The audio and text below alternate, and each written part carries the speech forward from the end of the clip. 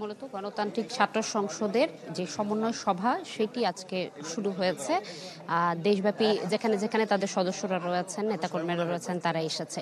এবং এই যে সমন্বয় সভা, এই সমন্বয় সভার মধ্য দিয়ে মূলত যে এনসিপির আদর্শিক ছাত্র সংগঠন সেটির আত্মপ্রকাশ ঘটতে চাচ্ছে। এখন পর্যন্ত আলোচনায় থাকা নামগুলোর মধ্যে যেটি সামনে বেশি উঠে আসছে সেটি বলা হচ্ছে যে জাতীয় ছাত্র শক্তি এই নামটি হতে পারে এই সংগঠনের।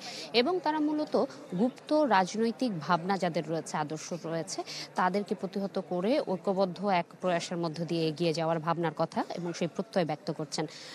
এবং এটির যে নেতৃত্ব সেটিতেও পরিবর্তন আসছে। কেন্দ্রীয়ভাবে নেতৃত্বের যেই আভাস পাওয়া যাচ্ছে সেটি দুইজনের ডেকোরামে সাজানো হয়েছে।